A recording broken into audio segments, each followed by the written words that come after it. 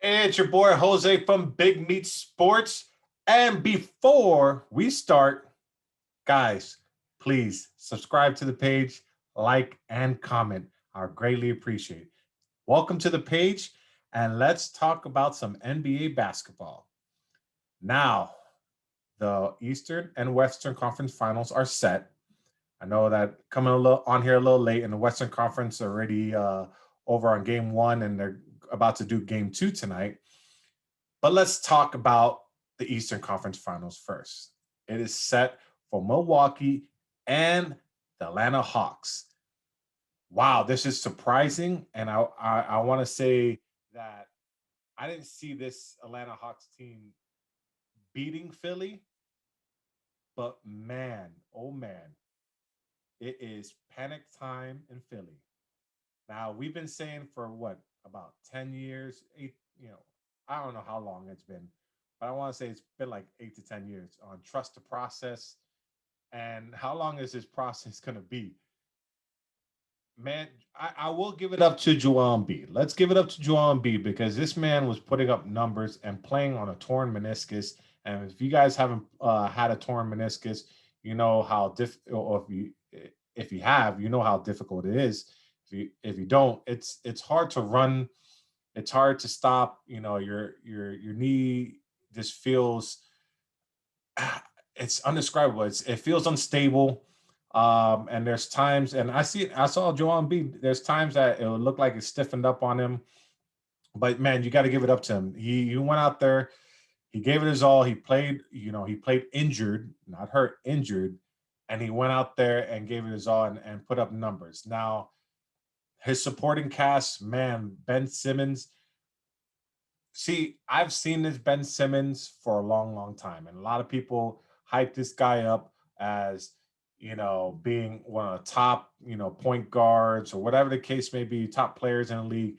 And I knew from the get this guy, one, he doesn't have a jumper. Two, he can't even hit a free throw. The only thing he could do is drive to the basket, make some nice layups, dunks, and then he can kick it out to a wide open guy. But when it playoffs comes, he's a good regular season player. But when playoffs comes, when everything slows down, you need that guy to go and get you a bucket, a jump shot, whatever the case may be, a 3-point shot. And he's not that guy. Man, he was getting taken out of the game in late game situations, so they won't foul him and send him to the line. Also, he passed up a wide open layup because he's afraid to get fouled and put on the line. A lot of people, Philly fans, are upset. They want Ben Simmons traded. Man, let me know where you think it's a good fit for Ben Simmons. I mean, I don't think people are going to pay a premium price for him. People might pay him, I don't know, 10 million a year, maybe a little bit less, but he's not worth it. Now, a team, people are at speculation he might go to Golden State, but if you have him and Draymond Green on the court at the same time, you can lay off of them and make sure you press up on Clay when he comes back and Steph Curry.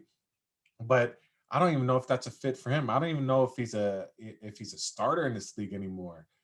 He might be a backup guy, just come in there and give you some energy off the bench. But again, they said that he's going to work on his shot in the offseason, and we shall see. Possibly switching hands, his dominant hand with his left hand, possibly switching to his right hand. I don't know, but this guy needs to do something if he wants to stay in this league and wants to make the money that he desires, because right now his stock is going down and down and down. But shout out to the Atlanta Hawks that went in there into Philly and not won once, but won twice in a hostile arena. Now, Trey Young didn't shoot lights out. He made buckets when he needed to make them, but you have to give him credit. It's not how many buckets you make, it's when you make it. And he started making buckets in the fourth quarter. Now, Herder, man, I am a Herder fan just because he is a Dwayne Wade fan and he wears the number 3 because of Dwayne Wade. I love to see this guy. He put up 27 points, and I love what he did. He came up huge for them, and he's the one that sent them to the Eastern Conference Finals. With that being said, I don't think the next round with them playing Milwaukee, I don't feel that they're gonna get a game. Now they got to come out shooting lights out, and I didn't see it this past series. At times I did, third and fourth quarter on that, big comebacks twice actually. But I don't see it happening with the Milwaukee Bucks squad that is long and lanky. Um, but yeah, congrats to Atlanta Hawks. Sucks for the 76ers. Trust the process. Again, we've been waiting for this process. I don't think we're trusting anymore. Philly fans ain't trusting anymore, and they want a new regime and new players and just keep everybody except for Ben. Or get rid of everybody except for Ben Simmons. I mean, except for Joel Embiid. But man, this is a tough one, guys. I feel you, Philly fans, because you guys can't get anything right, especially in football. Your Eagles suck, and my Dallas Cowboys always beat your Eagles. But yeah, but let's talk about Milwaukee and New York and Brooklyn Nets series. That was a series that everybody's going to remember. This series again, the turning point was a Kyrie injury. I believe if Kyrie's not injured, I do believe that the Nets would have won in 5 or 6 games. But once that Kyrie injury happened, it was basically Kevin Durant by himself. James Harden did come back with a grade 2 hamstring strain, and he wasn't the same James Harden that we're all accustomed to seeing. But he did play. He was hurt, not injured, so he played through some, that grade 2 hamstring strain. Some people do think, and some, my friends and colleagues think that Kyrie should have played through that ankle injury. It's all it's all about people's pain tolerance. And also, Kyrie relies on stopping on a dime and creating baskets and and breaking people's ankles. So he needs his ankles to be 100% or at least like 90%, 80 to 90%. And I think he was hurting more than that. It was a nasty injury that we saw when he landed on Giannis's foot. To me, I think again, like I said in the last podcast, I think Giannis didn't intentionally want to injure him, let him come down on his foot, but he wanted to give him a little push and check in the ribs, and unfortunately, Kyrie came down on his foot. But hey, congratulations to the Milwaukee Bucks. Now the Eastern Conference Finals is set. Milwaukee and the 76ers. And I do believe Milwaukee is either going to sweep or get a gentleman sweep. The reason why I say that is Milwaukee does have a decent shooting. They have a good 3-point shooting, but their defense is what propels them over, the Atlanta Hawks. And I believe that they're gonna shut down Trey Young. And this I want to see with this first game how the nerves of all the Milwaukee players and is it going to get to them, and Atlanta Hawks are just playing with house money and hoping that they can go and get a 40-point game from Trey Young, another 20 something point game from Herder, and a 20 something game from Collins. But that's asking a lot, and especially with the Milwaukee defense. So again, I do think that this Milwaukee team is going to be going to the finals. Even though I don't like to say that because I'm a Miami Heat fan and I didn't want the Milwaukee Bucks to make it, but it is what it is. But so again, congrats to both teams, and we'll see who wins this series. But again, I do think it's Bucks either in 4 or 5. I want to say they go for the sweep, and in 4.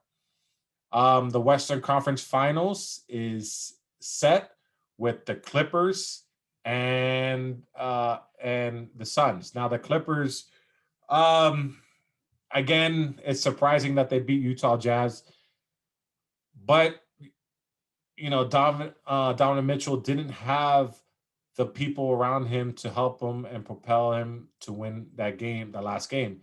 Even though Jordan Clarkson was going out there and scoring a lot, but I think it was a little bit too late, and it didn't bring that same intensity into the second half.